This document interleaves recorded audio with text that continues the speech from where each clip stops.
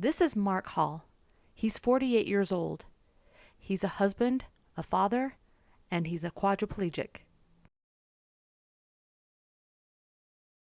Prior to Mark's injury, he was extremely active. He was an iron worker, a welder by trade. He was a musician and an artist.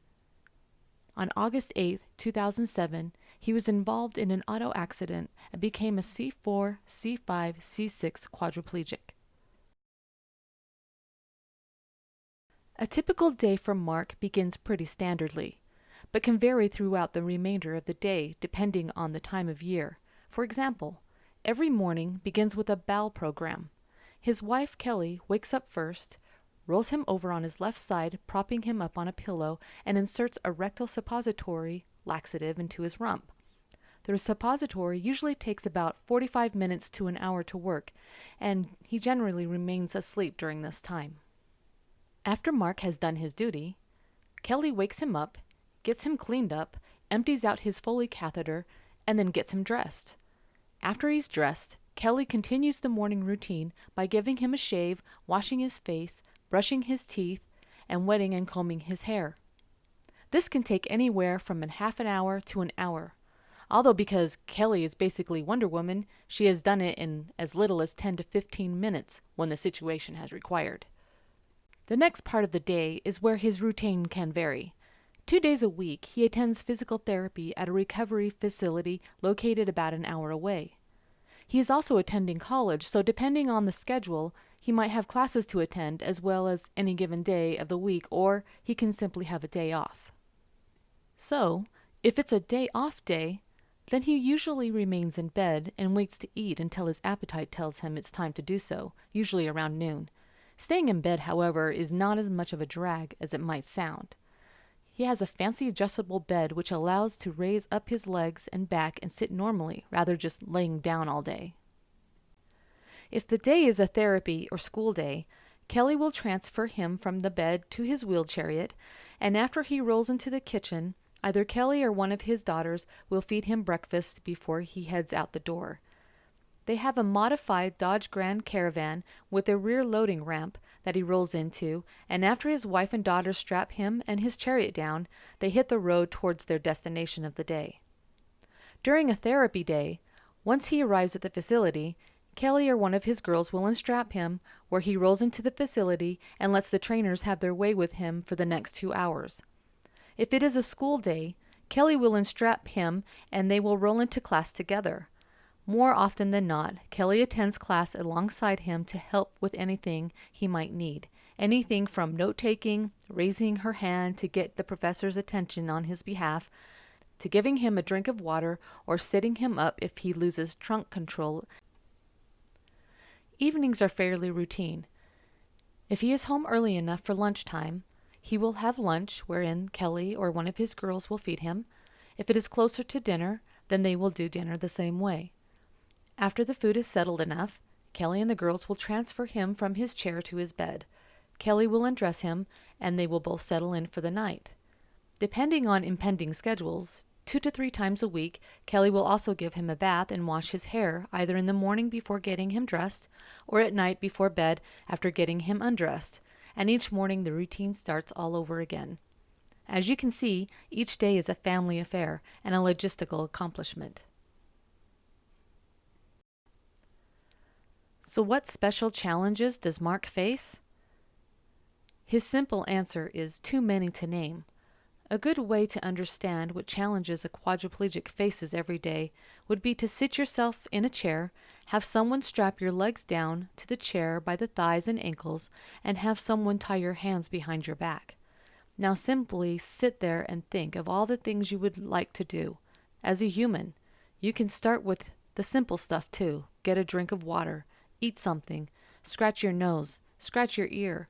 You will quickly realize the meaning of the word challenge. Now try it for an hour or a whole day. Then imagine doing it for years. If you're a paraplegic, you can go ahead and untie your arms, which will admittedly open a whole new set of doors for you. And putting a set of wheels on that chair will open a few more. But there will always be challenges you will run into.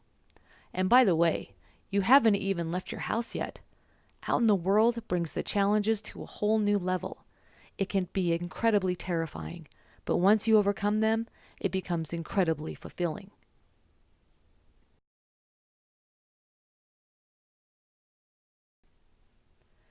As mentioned earlier, Mark has a Dodge Grand Caravan accessible wheelchair van with a rear loading ramp. It works great, and he absolutely loves the van. The rear loading ramp is absolutely crucial because, first, people suck sometimes and park in handicapped parking spaces when they clearly shouldn't. And second, sometimes the handicapped parking spaces that are available are still not wide enough to allow sufficient room to deploy and unload from a side loading ramp. With a rear loader, he can load out and load in from any parking space, handicapped or otherwise. He has a custom manual wheelchair made by Mike Box with a Spinergy ZX1 motorized power attachment. Having a manual chair as opposed to a power chair allows him a lot more mobility in tight situations because manual chairs are traditionally much smaller than power chairs.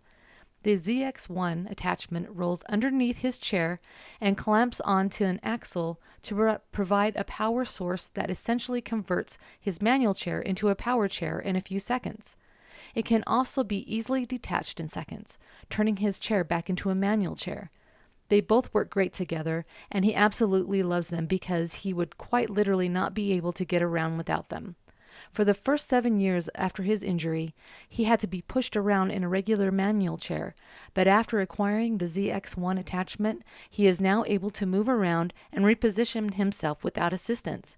It was almost like regaining the use of his legs again. The majority of his daily communication activities, email, homework, social media, telephone correspondence, etc., are done through his laptop PC that he has sort of rigged up for ease of use. He has a splint strapped to his right hand with a computer mouse velcroed to it, which he can use to guide the arrow around on the screen. On the left side of the laptop, he has a second computer mouse velcroed to the laptop itself, and he uses his left hand to do the left-click, right-click actions. For typing, he uses a combination of an on-screen electronic virtual keyboard called Comfort On-Screen Keyboard Pro for light typing, and a Dragon Professional version 15.3 software for heavy dictation to type.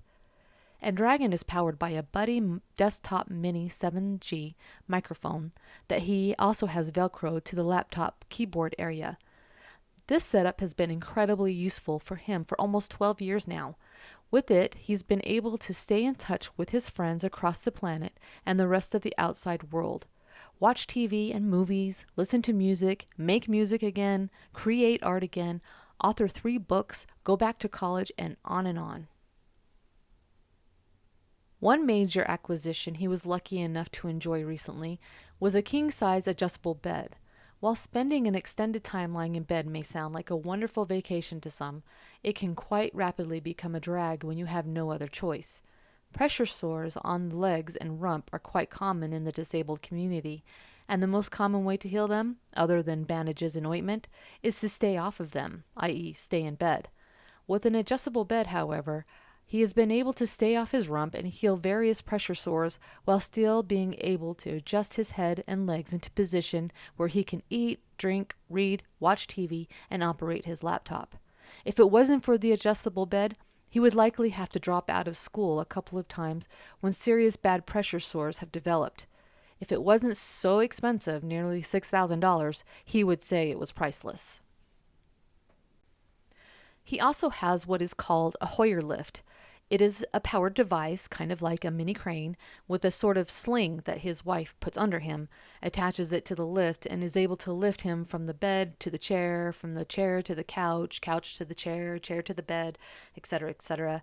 He would like to reiterate that each one of these devices he has been extremely helpful in many, many ways, and while he would like to call them priceless, he cannot because they were all really expensive. In fact, as a general rule, any product with disabled, adaptive, rehabilitative, etc., attached to it will not only just cost a bit more, but a lot more.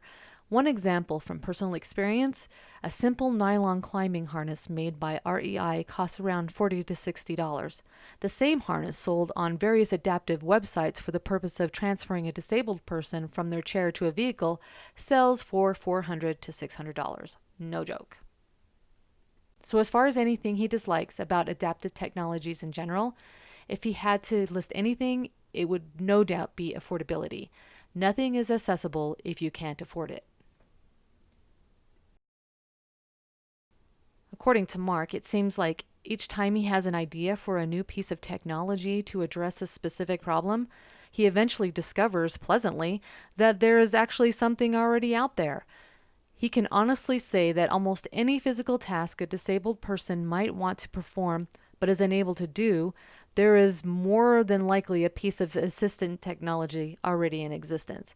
Once again, it is more than likely completely unaffordable to most people, but the technology is out there and probably available in several versions.